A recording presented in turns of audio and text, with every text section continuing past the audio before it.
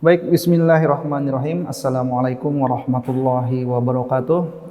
Alhamdulillahirabbil alamin wa bihi nasta'in ala umurid dunya waddin wa ala alihi wa sahbihi wa man wala. Para santri sekalian, terkhusus untuk kelas 7B yang saya cintai karena Allah Subhanahu wa taala. Alhamdulillah pada hari ini Rabu 7 Zulhijjah 1442 Hijriah kita kembali dipertemukan oleh Allah Subhanahu wa taala dalam pembelajaran IPS terpadu yang masih kita laksanakan secara daring online di kelas 7B SMP Intan Ilmu Barito Kuala Kalimantan Selatan. Semoga ilmu yang Ana berikan pada hari ini bermanfaat untuk antum kelak ya. Baik, kita masuk ke pelajaran ya. Sudah setengah jam. Kemarin kita membahas tentang potensi sumber daya alam Indonesia. Kemudian hari ini kita masuk ke dinamika kependudukan Indonesia ya. Dinamika ya. Halaman, kalau di buku ini halaman 38 ya. Buku paket itu halaman 38. Halaman 38. Ya, ini Ana ada PowerPoint-nya ya. Nah, ini dinamika kependudukan Indonesia. Jadi seperti yang kita tahu ya, bahwasanya Indonesia selain memiliki sumber daya alam yang melimpah, juga memiliki penduduk yang lumayan padat ya, dan penyebarannya tidak merata ya. Nanti kita akan belajar kenapa sih penduduk di Indonesia itu terfokusnya pada Pulau Jawa. Tidak di Kalimantan, Ustaz, tidak di Papua ya.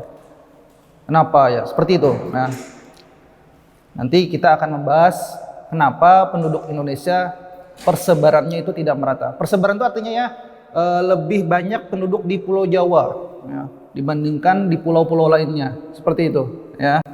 Nah, dinamika penduduk ya, pengertiannya, dinamika penduduk adalah perubahan jumlah penduduk pada suatu wilayah yang disebabkan oleh 3 faktor. Nah, ada 3 faktor ya. Jadi dinamika penduduk itu adalah perubahan jumlah penduduk pada suatu wilayah atau negara ya, yang disebabkan oleh 3 faktor. Yang pertama kelahiran atau natalitas ya, istilahnya. Kemudian kematian, mortalitas, dan perpindahan, migrasi ya. Di perpindahan migrasi.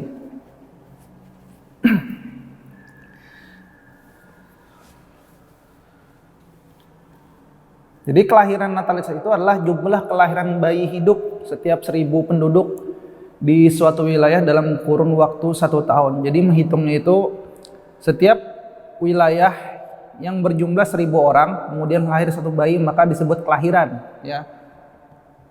Jadi ada batas-batasnya ya, ranknya ada batasnya, bahwa penduduk batas kelahiran wilayah itu dilihat dari setelah setiap 1000 penduduk dalam suatu wilayah. Kalau kurang berarti belum masuk kelahiran ya, belum masuk. Walaupun dia lahir gitu, istilahnya lahir, cuman faktornya yang menentukan itu bahwa penduduk itu di suatu wilayah itu bertambah adalah setiap 1000 penduduk ya. Misal di wilayah Banjarmasin ada 990 penduduk di kota Banjarmasin. Kemudian lahir bayi, lahir.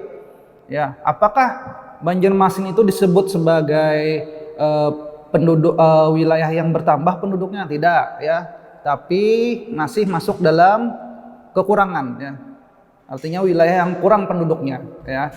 Jadi kalau sudah lebih 1000 kemudian bertambah kelahiran bayinya, maka dikatakan penduduk di situ bertambah ya, padat ya. Kemudian ada kematian, mortalitas sebagai faktor dinamika perubahan penduduk. Kemudian yang ketiga perpindahan migrasi. Jadi migrasi itu artinya perpindahan.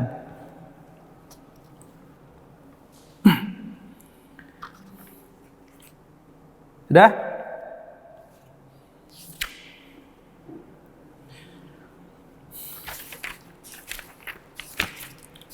Sebenarnya untuk materi dinamika penduduk ini ada hitungannya ya, cara menghitung kelahiran, cara menghitung kematian ya.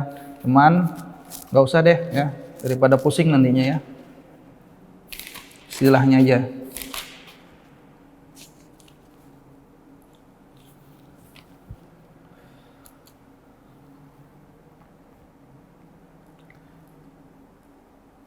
Di situ dikatakan 1000 ya. Ketika 1001 maka dikatakan untuk kelahiran ya. Tapi kalau masih dalam 1000, ambang batas 1000 itu masih dalam belum masuk ya, belum masuk kepadatan penduduk ya. Belum masuk perubahan jumlah penduduk ya. Jadi kalau sudah 1001 baru dikatakan ada perubahan jumlah penduduk pada suatu wilayah tersebut ya. Ustadz sebutkan siapa-siapa yang belum ngerjain tugas IPS. Ada datanya ada. Ya. Ustadz Iman Anas sudah terima sudah, ya, sudah ada data yang siapa-siapa yang sudah.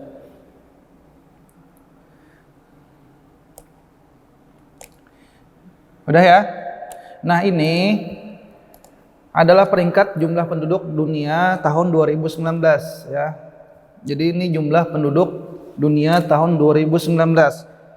Bukan tahun 2020. Indonesia menempati urutan keempat ya, kepadatan jumlah penduduk di dunia. Sebagaimana yang kita ketahui bahwa negara Cina menempati urutan pertama dengan jumlah penduduknya 1 miliar lebih. Ya, hampir 1,5 ya. Kemudian disusul dengan India peringkat 2 1,3, kemudian Amerika sebesar 300 juta, Indonesia 200 juta, 260 ya, lebih tepatnya.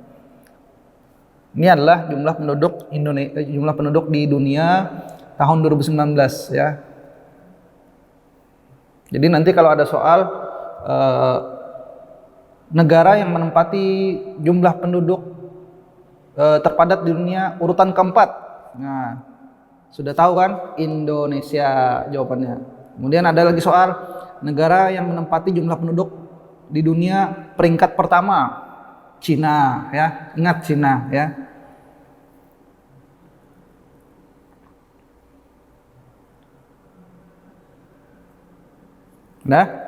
Nah, komposisi penduduk ya. Jadi komposisi penduduk tuh diklasifikasikan yang pertama itu berdasarkan usia ya. Ya. Jadi komposisi penduduk itu diklasifikasikan berdasarkan usia. Ada usia tunggal namanya 0, 1, 2, 3 sampai 60. Ya, itu namanya usia tunggal. Kemudian ada interval usia ya. Jadi berdasarkan usia itu diklasifikasikan lagi. Pertama usia tunggal 0, 1, 2, 3 sampai 60. Kemudian interval ya. Interval. Seseorang dikatakan masih usia balita ketika berumur 0. 0 itu artinya dihitung dari lahir ya, bukan dari dalam perut ya. 0 sampai 5 tahun ya. Itu masih usia balita ya. Kemudian SD 6 sampai 12, SMP 13 sampai 15, SMA 16 sampai 15 dan seterusnya ya. Kemudian usia produktivitas ya. Usia produktivitas itu artinya usia yang bisa dinilai orang ini produktif atau enggak ya. Artinya orang ini bermanfaat atau enggak, seperti itu ya. Nah, jadi negara itu melihatnya dari sisi orang ini bermanfaat untuk apa, seperti itu ya. Misal ketika orang berusia, nah jadi usia produktivitas itu dibagi menjadi 3 ya. Yang pertama 0 sampai 14 tahun itu belum produktif. Nah, jadi belum produktif. Jadi kalau dilihat dari klasifikasi produktivitas, usia antum sekarang ini belum dikatakan produktif. Nah, belum dikatakan produktif ya. Usia antum masih kurang dari 14 misalkan ya. Kalau 15 berarti sudah masuk produktif ya. Seperti itu ya. Kemudian usia produktif dilihat dari umur 15 ya, 15 sampai 64 tahun ya. Maka dari itu kadang kita lihat bahwa orang pekerja ya, PNS misalkan, itu ada namanya pensiun ya. Pensiun umur sekian. Nah, seperti itu. pensiun umur di 65. Nah, seperti itu. Jadi ketika sudah memasuki 65 dia dikatakan tidak produktif ya. Karena usianya bertambah ya. Kemudian karena sudah tua, seperti itu ya. Nah, usia produktif ini merupakan usia yang sangat ya dinilai oleh sebagian negara ya, baik negara Indonesia maupun negara luar ya. Karena usia produktif ini seseorang sedang berkembang ya, sedang berkembang, baik itu akalnya, kemudian tubuhnya, semuanya berkembang ya, berkembang. Dia bisa melakukan aktivitas yang lebih ya, misal bekerja, kemudian mencari nafkah yang menghasilkan sesuatu yang bermanfaat, seperti itu. Itu namanya produktivitas. Sudah? Sudah ya, lanjut ya. Nah, kemudian komposisi penduduk tadi setelah dibagi berdasarkan usia, dibagi lagi berdasarkan jenis kelamin. Nah, dibagi berdasarkan jenis kelamin ya. Jadi negara Indonesia itu membagi komposisi penduduk itu selain berdasarkan usia dan juga berdasarkan jenis kelamin. Nah, jadi nanti kalau ada soal pembagian komposisi penduduk berdasarkan apa? Yang pertama usia, kemudian berdasarkan jenis kelamin. Nah, berdasarkan jenis kelamin ini diketahui menghitungnya sebagai perbandingan jenis kelamin ya. Perbandingan tersebut dapat digunakan untuk memperkirakan bentuk pemberdayaan penduduk ya. Jadi kalau misalkan wilayah Banjarmasin ini lebih banyak perempuannya, apakah Banjarmasin ini bisa digunakan untuk daerah tambang? Tidak bisa ya, karena mayoritasnya penduduknya lebih banyak perempuan. Nah, seperti itu. Walaupun Banjarmasin misalkan banyak daerah tambang, maka dari itu harus didatangkan pekerja dari luar daerah, seperti itu. Ya. Jadi dilihat nih wilayahnya ini lebih banyak mana.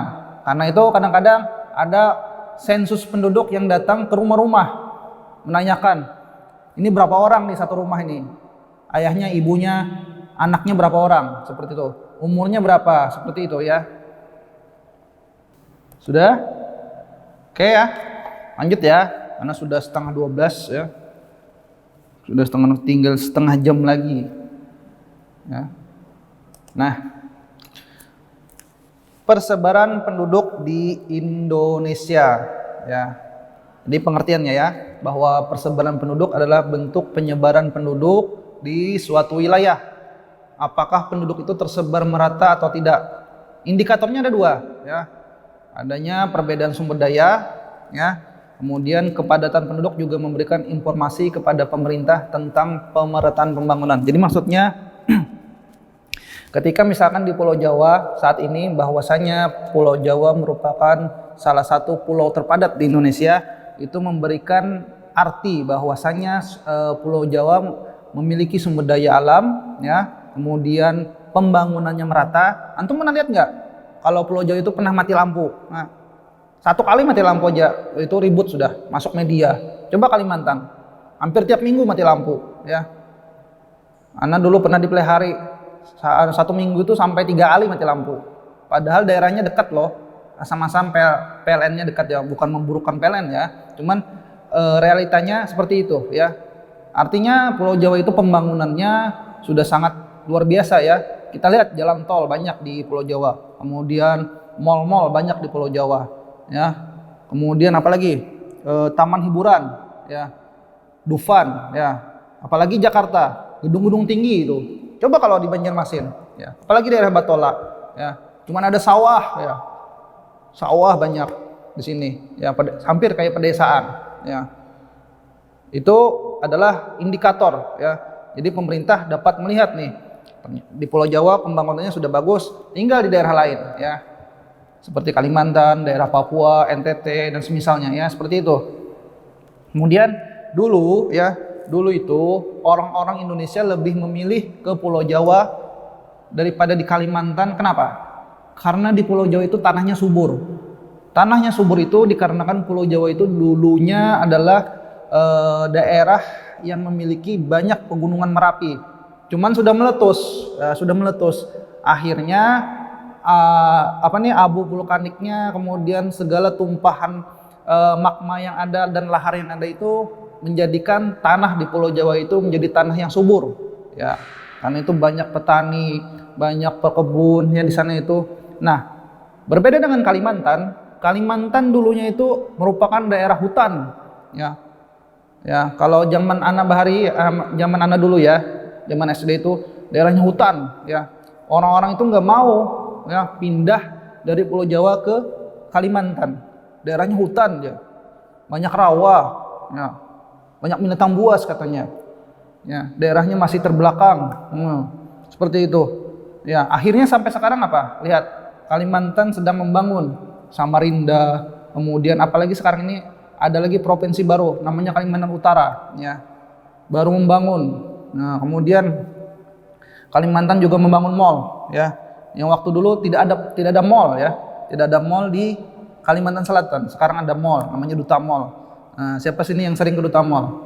Nah, sekarang ini ada mall sudah, kemudian segala gedung-gedung juga sudah ada, ya. Gedung-gedung juga sudah ada yang tinggi, ya. Kalau dulu tidak terlalu tinggi, ya. Nah, sekarang pertumbuhan penduduk yang cepat, ya, menyebabkan beberapa hal berikut, ya. Beberapa hal berikut. Sebenarnya, ya, pertumbuhan penduduk suatu wilayah itu bagus, ya, bagus. Cuman harus ada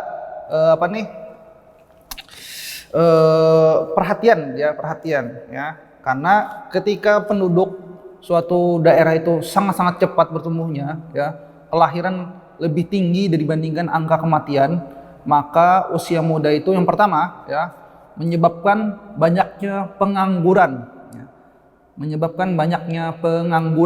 Ya. Jadi pertumbuhan penduduk yang cepat menyebabkan beberapa hal berikut. Yang pertama adalah menyebabkan angka pengangguran, ya. Sejatinya, ya, realita yang ada di Indonesia sekarang ini, kalau dulu, ya, orang mau masuk PNS misalkan, ya, itu mudah, ya, mudah.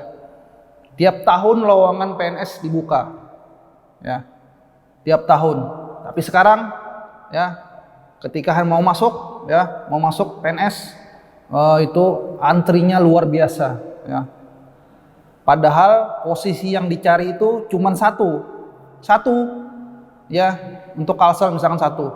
Tapi sampai orang luar mendaftar itu yang mendaftar hampir 1000. Bayangkan, 1:1000. Nah, 1:1000.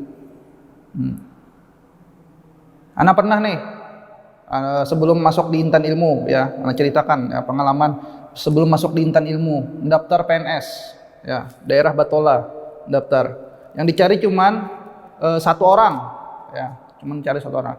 Yang mendaftar hampir 2000 orang, ya, 2000 orang. Itu daerah Batola, Marabahan. Ternyata setelah tesnya banyak sekali, ya, tesnya banyak.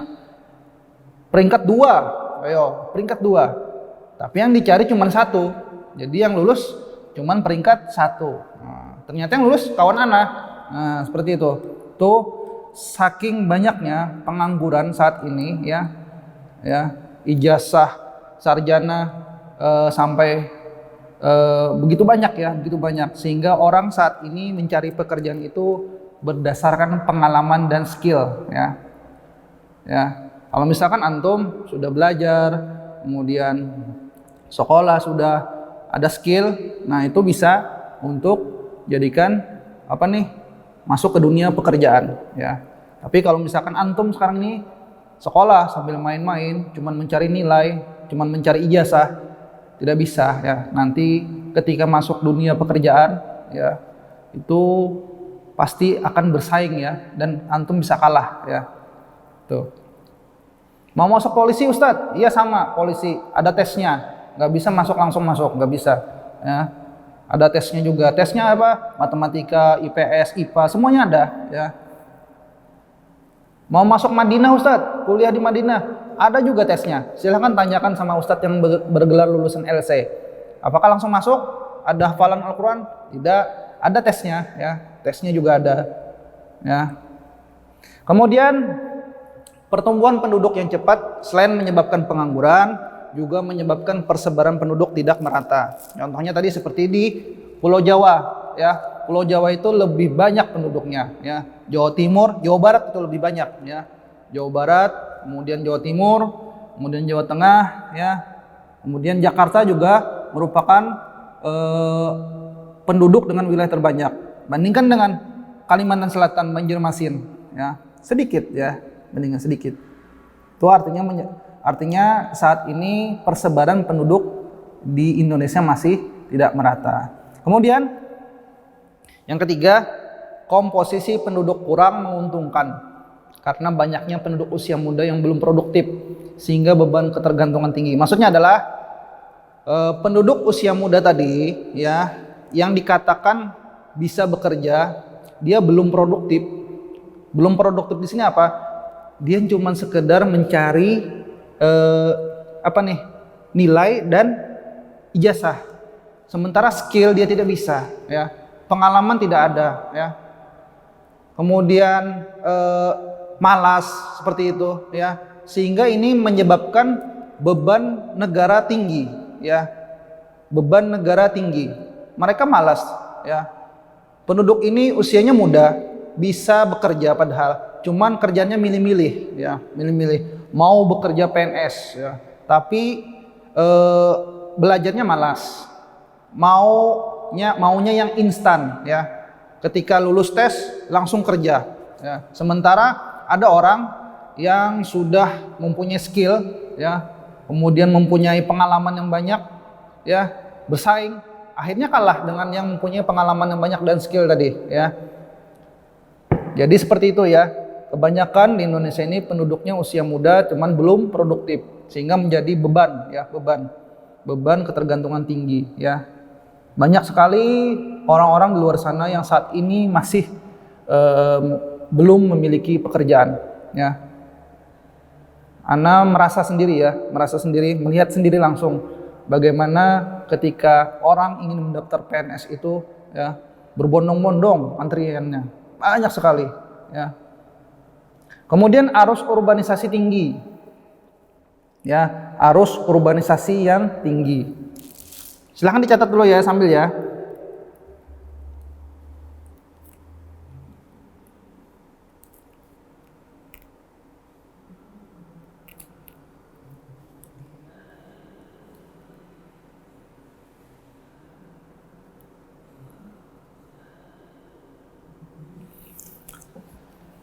Arus urbanisasi ini maksudnya adalah perpindahan penduduk dari desa ke kota ya. Jadi penduduk di kota biasanya karena memiliki kesejahteraan yang tinggi, maka penduduk di desa mencari tingkat kesejahteraan tersebut. Ternyata setelah pindah ke kota mereka kalah bersaing ya. Disebabkan tadi karena kurangnya ilmu, kemudian kurangnya skill ya, kurangnya kalah bersaing dengan orang-orang yang memiliki gelar ya, seperti itu.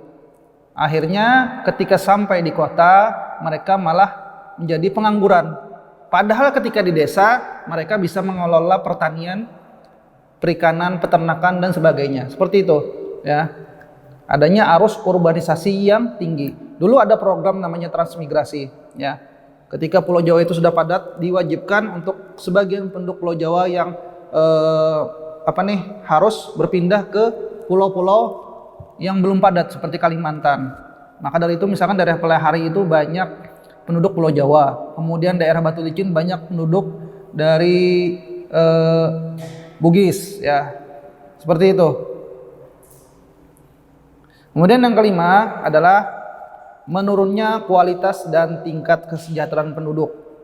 Ya, terlalu cepat penduduk naik, ya, artinya kualitas menurun. Tidak seperti negara maju, contoh Jepang, Singapura misalkan. Singapura dengan penduduk yang bisa dikontrol, tingkat kesehatannya tinggi, tingkat kesejahteraannya tinggi. Kemudian tingkat pendidikannya juga tinggi. Rata-rata di sana orang S1 Tidak ada. Kemudian sarjana lebih banyak dibandingkan di sini, ya. Tingkat pendapatannya juga tinggi, ya, negara maju. Bandingkan dengan di Indonesia, ya. Terlalu cepat, ya, terlalu cepat. Akhirnya banyak orang-orang yang tinggal di daerah yang tidak terkontrol, seperti daerah di rel kereta api, di bawah jembatan, seperti itu, ya. Oke, sudah dicatat. Nah, beberapa perbandingan antara Indonesia dengan negara lain, ya. Nah, Anda ambil contoh negara India, ya. Negara India dengan jumlah penduduk 1.300.000.000 rupiah, ya. 1.300.000.000 rupiah. Saat ini India sedang adalah negara berkembang yang mengarah ke negara maju, ya. Bagaimana India sebagai negara berkembang mampu mengontrol, ya, penduduknya, ya, sehingga India juga dianggap sebagai negara yang berpotensi menjadi negara maju, ya, walaupun saat ini tingkat pendapatan penduduknya tidak sebanding dengan tingkat negara maju seperti Jepang contohnya, ya. Jepang dengan negara maju itu dikatakan memiliki tingkat kesehatan yang tinggi, kemudian penduduknya memiliki pendidikan yang tinggi, kemudian pendapatannya, gajinya di sana tinggi, ya. Kemudian apa lagi nih, tingkat kelahirannya hampir bisa dikontrol, ya. Kesehatannya juga tinggi. Nah, seperti itu. Kalau negara berkembang, contohnya seperti negara kita ini, kemudian India bisa dikatakan sebagai negara yang mengarah ke negara maju, ya. Kemudian yang paling sekarang ini negara Cina, ya, negara Cina dengan apa nih, nomor satu, ya, nomor satu sebagai jumlah penduduk dunia, menyumbang 1.500.000.000, hampir 500, ya, 1,4 miliar, ya. Jadi Cina beberapa tahun belakangan ini menjadi negara apa ya, istilahnya negara yang bisa menyaingi Amerika, seperti itu, ya. Jadi Cina dengan penduduk 1,5 miliar ini bisa menghandle penduduknya, ya. Ya, bagaimana penduduk Cina bisa melakukan sesuatu, ya, seperti misalkan kekuatan militernya, ya, yang kita tahu Cina saat ini satu-satunya sebagai negara Asia yang paling ditakuti dibandingkan negara Asia lainnya. Mereka bahkan bisa menyaingi negara Amerika, ya, negara Amerika. Bahkan Amerika saat ini sedang sedang menghalangi, ya, pengaruh dari Cina, ya, menghalangi pengaruh Cina, ya. Nah, ini sebagai informasi saja, ya, bagaimana kekuatan militer Cina, ya, dengan pasukan sebanyak 2 juta orang. Nah, 2 juta, bayangkan, 2 juta itu luar biasa, ya, luar biasa. Jadi Cina, ya, dengan jumlah penduduk nomor 1 peringkatnya bisa menjadi negara yang saat ini ibaratnya memberikan pengaruh yang besar, ya, baik itu dari segi ekonomi, dari segi politik, dari segi militer, ya. Artinya dengan penduduk yang sekian banyak tersebut, mereka mampu memberikan pengaruh besar di dunia ini, ya. Nah, memiliki pasukan sebanyak hampir 2.600.000 orang itu sudah merupakan sebuah kekuatan, ya. Sebagaimana yang kita tahu bahwa suatu negara dikatakan kuat ketika militernya juga kuat, ya. Mereka tidak akan dipengaruhi oleh negara lain. Kalau misalkan antum main game, ya, nah, kembali ke game lagi nih, ya. Misalkan antum main game itu memiliki pasukan yang kuat, kan, artinya antum negara yang dibangun dengan militer yang kuat itu tidak bisa digoyahkan oleh negara lain, seperti itu. Anggaran militernya sangat besar, ya. Kemudian memiliki kapal selam, senjata nuklir. Bahkan Cina diklaim memiliki senjata nuklir, ya, mampu menyaingi negara adidaya seperti negara Amerika. Nah, lalu bagaimanakah dengan Indonesia? Bagaimana dengan Indonesia? Ya, dengan jumlah penduduk yang sekian 262 juta, ya, Indonesia memiliki militer, ya, pasukan sekitar 130 juta orang, ya. Kemudian kekuatannya Ini bisa dilihat di sini ya. Ini perbandingan bahwasanya Indonesia berada di urutan ke-14 kekuatan militer. Seperti ini ya. Ini overallnya, rankingnya. Jadi Amerika masih menempati urutan pertama ya. Kemudian dengan personil aktifnya sekitar 2.500.000. Kemudian anggarannya per tahun 581 juta dolar. Kemudian ini kekuatan angkatan darat berupa tank 8.000, aircraft ini pesawat tempur ya 13.000, kemudian aircraft carrier ini kapal induk ya. Kemudian submarine ini kapal selam. Nah, lihat negara kita urutan ke-14 memiliki personal aktif sekitar 876.000. Beredar sekarang ini bahwasanya ada informasi bahwasanya sedang digalakkan wajib militer. Nah, sedang digalakkan wajib militer, ya, karena